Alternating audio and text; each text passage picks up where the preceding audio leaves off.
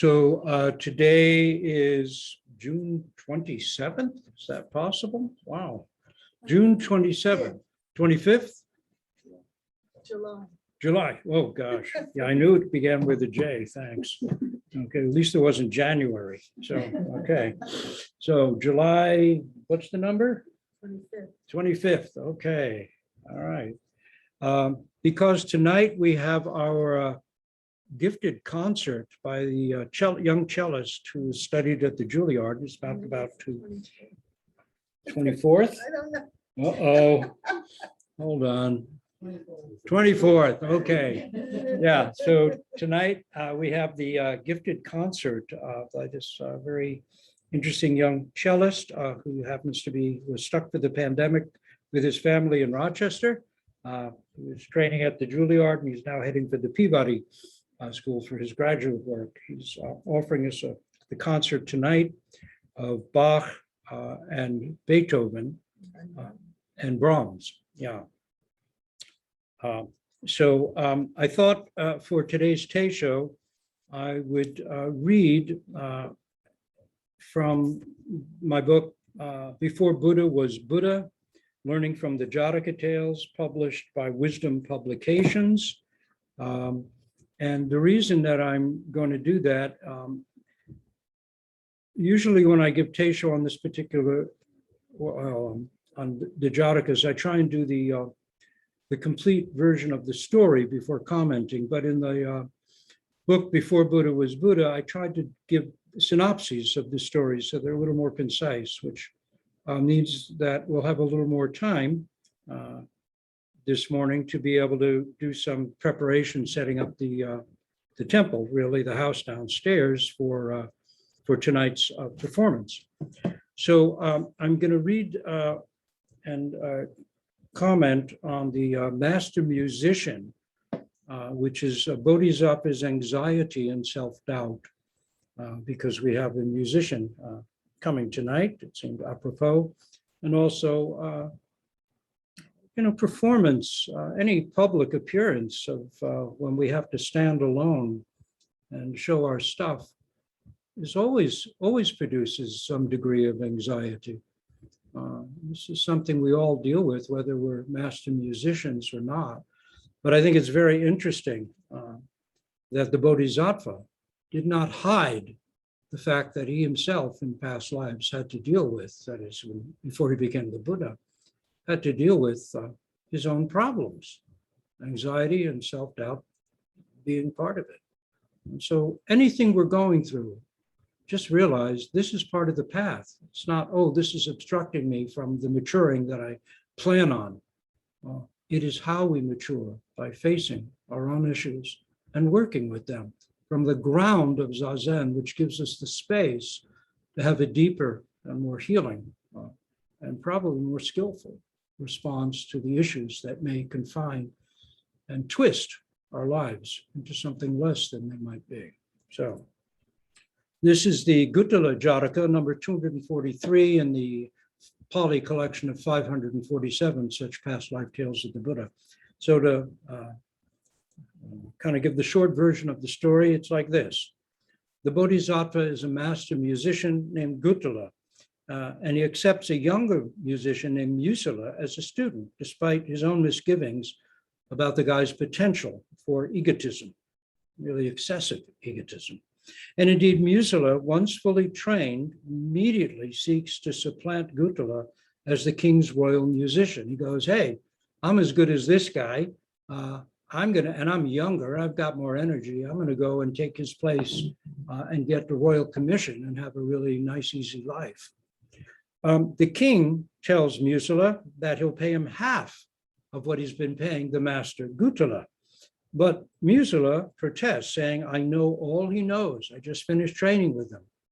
Plus, he's old and his strength is failing, while I'm just reaching my peak.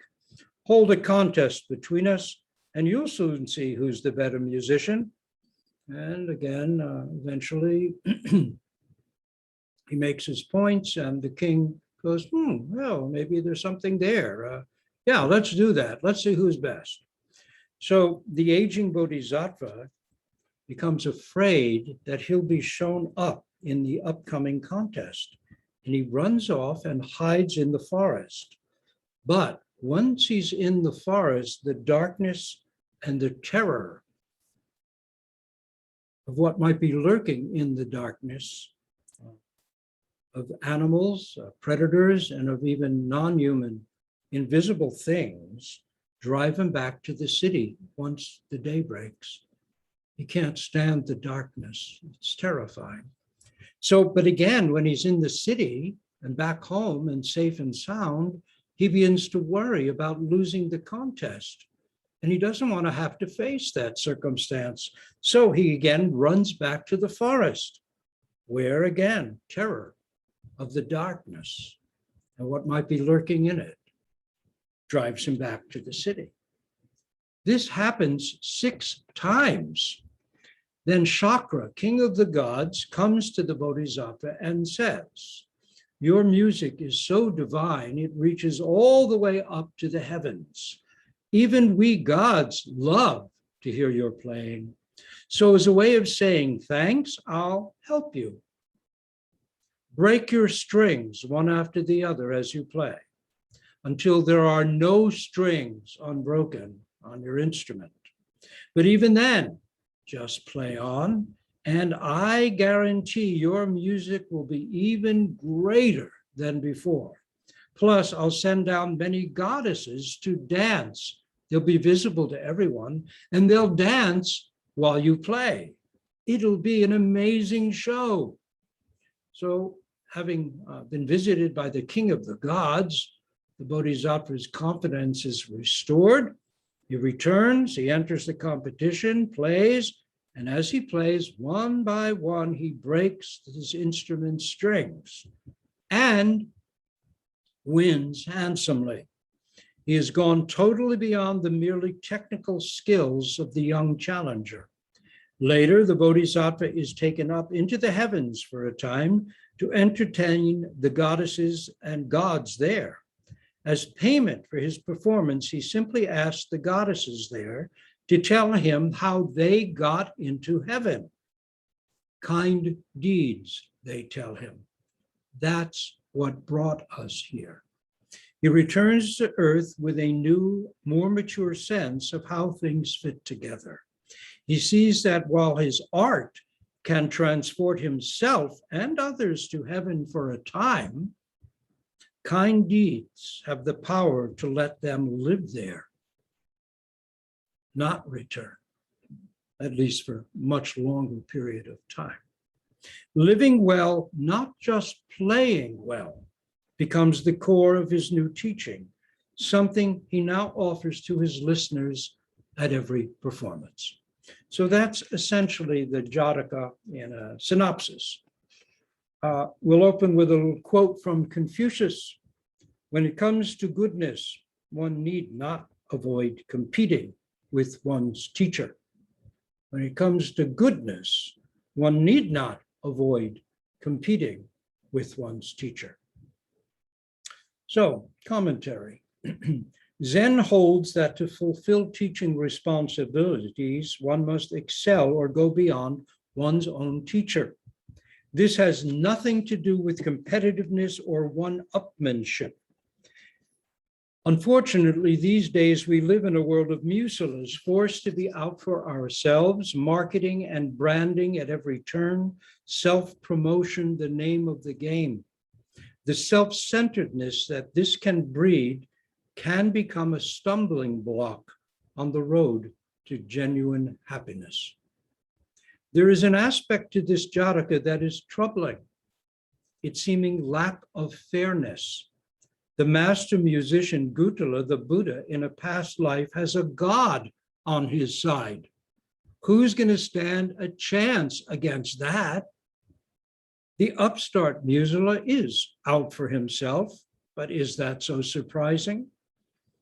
The poison of the honeybee is the artist's jealousy, wrote William Blake back in 18th century England. Every artist knows that their income depends not just on the actual quality of the work, but on its perceived reputation. You can break your heart looking into the injustice of the arts. Vincent van Gogh never sold a painting. Herman Melville never received one positive word on his masterwork, Moby Dick. William Blake, the great poet, prophet, and visionary and painter, died in obscurity and poverty. Even the world of children's book publishing, which I once knew something about, and which used to be noted for its graciousness, has become a bunny eat bunny world. Yes, it's funny, but it's the truth. It's tough out there. It's no joke. We all know how rough things can be. Gutler the Buddha, in a former life as an artist ages ago, lost peace of mind and faith in himself because of his very ordinary desire to simply be recognized and respected. The Bodhisattva is human, down in the mud with the rest of us. So when Prince Siddhartha set out from his palace seeking enlightenment, he wasn't acting. He was shocked, really struck to the core by impermanence, and it hurt. When he was the banyan deer in a past life, if you know the Jataka of the banyan deer, a really important and compassionate and courageous story, he knew the terror of the hunt down into his bones.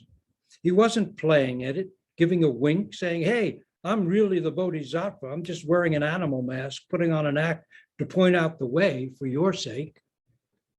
No, he's an animal. He's in danger, which is why he can risk his life to save others in that story. He knows their terror. In each Jataka, he is exactly what he appears to be, a musician, a poor man, a king, a sage, a horse, a dog, a god. At the same time, he is the Bodhisattva on the path. Though he himself may not know it, he's not self-conscious, just determined to do his best and keep going. Yet in the Gutler Jataka, a god, in fact, the king of all the gods, stands at the troubled Bodhisattva's side and rigs the contest in his favor. What's that about? Who can explain genius? A god descends, and it's all she wrote. In the movie Amadeus, the pious, hardworking Salieri tries to best Mozart. He prays and works, pushing to the limits of his talent, yet Mozart blows him out of the water without even breaking into a sweat. It is unfair and can't be explained. On NPR's Fresh Air, Leonard Cohen said that he sat with Bob Dylan in the 60s in Paris after a concert, and Dylan asked, how long did it take you to write Hallelujah? That's a good song. Cohen answered, 2 years. Then he added, I lied. It actually took me 5 years. Leonard Cohen's process, just as an aside, was that he'd write maybe 50 verses to a song, and then over years, cut and collate until he had the 10 that really did the job. Then he asked Dylan, how long did it take you to write I and I? That's a good song. Dylan answered, 15 minutes. Two kinds of genius, equal genius, but one works and works and works at it. Another opens a door in his brain and the song just walks right in. Both are inexplicable. Then again, how do we form our thoughts and the images in our minds?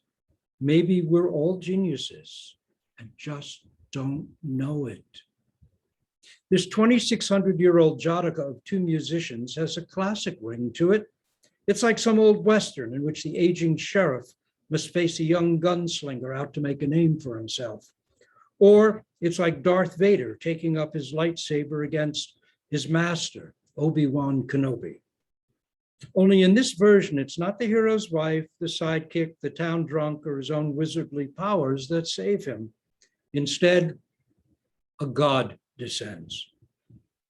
Even though the master musician Gutler, one far in the future day, will be the supremely realized, supremely confident Buddha, in this tale, he can't avoid suffering, anguish, and loss of faith in himself, and he needs help. The Buddha loses faith in himself, or the Buddha-to-be loses faith in himself, needs help, is afraid of losing face and income. Shouldn't a future Buddha be beyond all such self-doubt, which is only the flip side of pride? As the Jataka shows, he's not. He's just like us. Buddhist tradition says that those who've attained enlightenment are no different from us. They just kept at it, even with self-doubt, shortcomings, frailties, and anxieties riding their backs. And so they discovered that issues don't need to be obstacles, they can be stepping stones on a path of wisdom. If the fool would persist in his folly, he would become wise, says our wise old man of the West, William Blake. Or, coming at it from another perspective, Zen master Keizan Jokin says, this is the compiler of the Denkaroku, the transmission of the light. He wrote, "You may think the way of the Buddha patriarchs distinguishes individuals and capacities. We are not up to it." Then he goes on, "Who among the ancients was not a body born of a mother and a father? Who did not have feelings of love and affection, or thoughts of fame and fortune? However, once they practiced thoroughly. That is, they kept at it for real, to the best of their ability." That's the whole point. We might say that's the primary injunction of practice. Do your best. Sure, difficulties will come. We all have long buried territories that we're going to have to face along the way. So did the Buddha. But do your best with whatever you're dealing with. Don't turn away. Do your best. Our difficulties are the very path through which we mature as human beings. The Bodhisattva continues not just through one lifetime, but through eons, dealing with the issues that arise, letting body and mind fall away into the unborn over and over, opening up every nook and cranny of human character and mind, going all the way. Going all the way. In this Jataka, the Bodhisattva finds that living wisely and acting kindly are a surer path to higher states than the transportation provided by his own talent. Even so, higher states, mental and bodily healing, as well as insights into social, political, environmental, psychological, and metaphysical realities can indeed be realized through the arts. That's true. Is there anyone who doesn't owe a debt of gratitude to a song, a painting, a symphony, a play, a movie, a novel, a story? And yet, such transports, good and freeing as they may be, don't guarantee steady going, even for their creators. Many terrific artists have led destructive lives. It is a paradox. Some artists only become real through the illusion of their art. In such moments, they are there, full and whole, able to take us with them into the presence of our own deepest potential.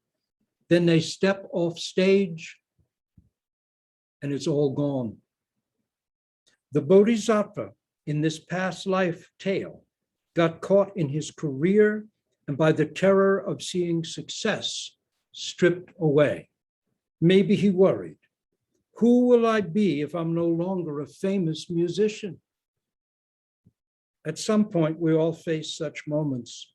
Stages of life pass.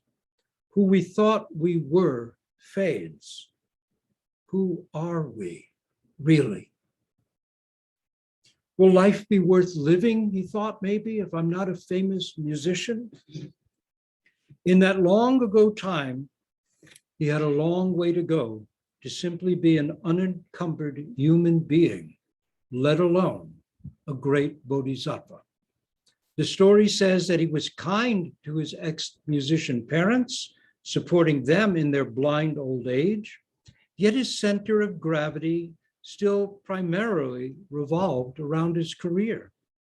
Through difficulty, he comes to see how he's stuck, and eventually, by the story's end, doesn't just win, but through meeting and hearing the stories of the goddesses who enjoy his music in heaven, or in a heaven, there are many in Buddhist tradition, he becomes open to going further.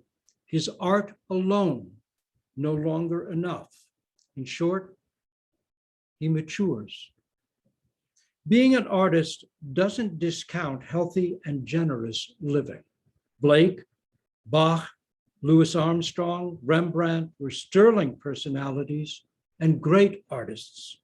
Many Zen poets, calligraphers, and painters practiced Zen along with or as the foundation of their art. Today, we can think of someone like the poet Gary Snyder, who has walked that route so thoroughly and successfully as a great living artist who practiced Zen, and environmentalist who practiced Zen along with all his accomplishments as an artist. Such people found balance, their art expressing their practice of realization, their practice nourished by the selfless joy they found in their art. Still, the talent for being fully human resides with each of us, if we actualize it, not just think about it, but work at it, actualize it, do it.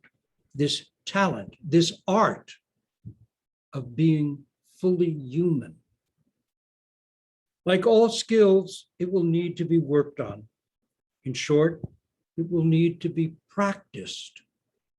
Being born human gives us the opportunity to practice the art of being authentic human beings. It is a lifelong path, and we can always go further. At the same time, it is the ordinary way we walk every day. Buddhist tradition emphasizes it is no easy thing to be born a human being. It takes the conjunction of many forces, including the karma of one's own karma, karma of one's parents, the karma of the world and the culture and the country born into, the physical requirements that create a human being. These are rare combinations, and Buddhist tradition emphasizes over and over the difficulty of attaining simply this human body that we all take so for granted, and human mind. Of course, there is a more subtle understanding of this, as well as the grossly true one.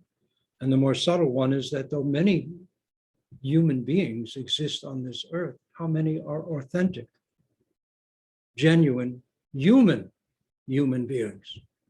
Many people can look human, but they do things that are barely human. The way we treat our earth, the way we treat our fellow creatures, the way we treat our fellow people.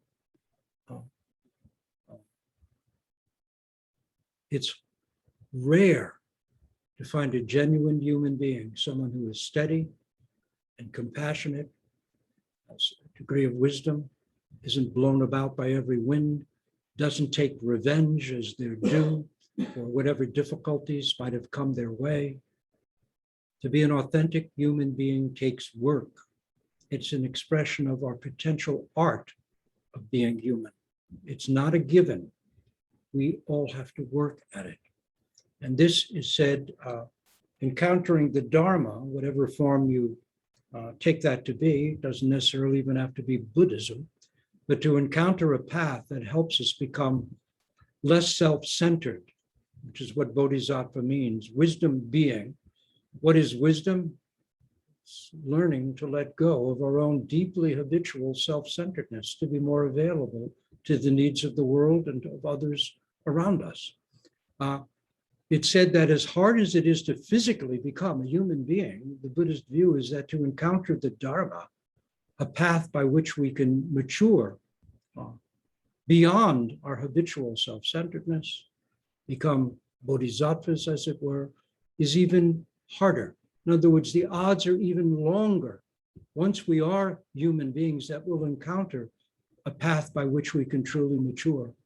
So each of us who's found a path of practice, whatever form that has taken, is not only lucky, but has laid the groundwork, Buddhist tradition says, over many lifetimes.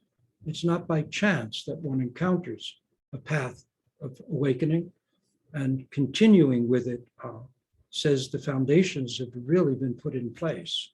We've all made bodhisattva vows and we mean it. So to continue, the great violinist Paganini, imprisoned for debt, continued to play in prison. This is a true story. In time, as he continued on in prison playing, his strings frayed and broke.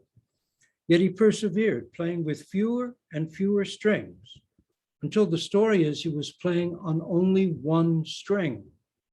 When he was finally freed from debtor's prison, he electrified the house at the conclusion of his first public performance by snapping all but one string and playing on with great feeling and depth. The audience was astonished, then overwhelmed. It was as if a god had entered the hall. How will you play your life's unique music on a lute, not simply with one string, but with no strings at all? There's a Zen verse that always meant a great deal to me, and it goes like this. When your bow is broken and your last arrow spent, then shoot. Shoot with your whole heart. When your bow is broken and your last arrow spent, then shoot. Shoot with your whole heart. It is only in forgetting all the strings that our music becomes effortless and free. Giving our all, bringing attention to each breath, each koan point, each life situation, each error, each difficulty, each problem, each anxiety, each time, our life's music actually gets better and better. So we'll stop here, recite our great vows for all, and then we will have Samu, for those who are present, to help prepare for tonight's cello performance that has been gifted to the Sangha. And please remember that Rose, if you're interested, even if you're not physically here, Rose can send you the Zoom link this afternoon. We've capped the event at 20 people so that we are not breathing on one another too heavily as we pant our way through the beautiful music. If you aren't here physically, if you're far away, you can let Rose know and she'll send you the Zoom link if you'd like to be part of the concert tonight. I'm going to turn the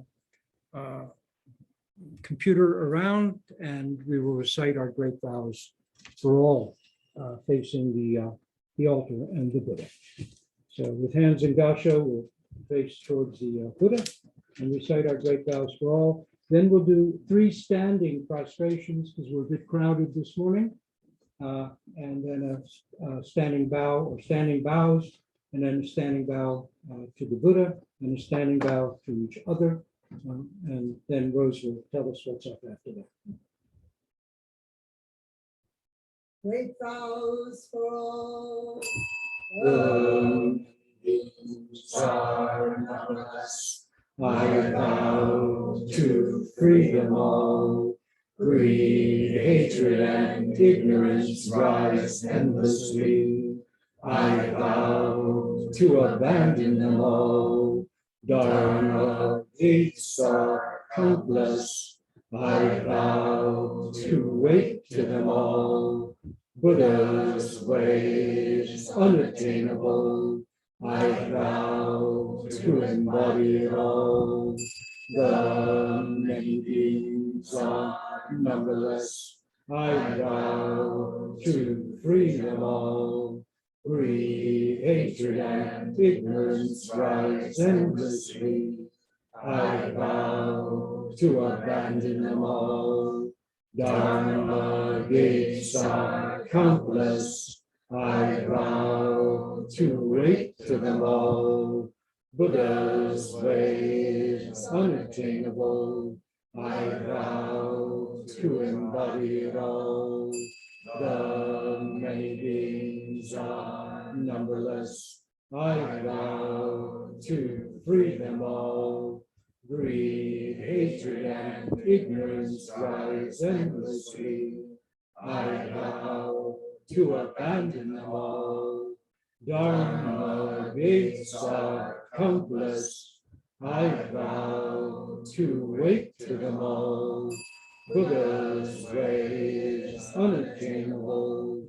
I vow to embody it all.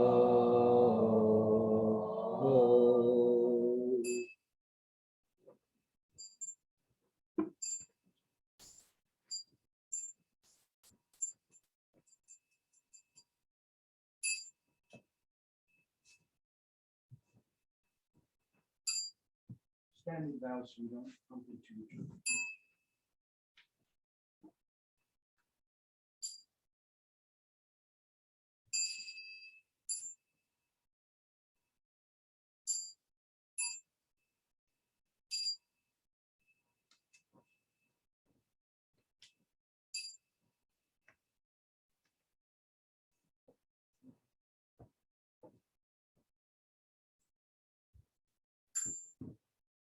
So I will turn off the computer. Thank you all who zoomed in.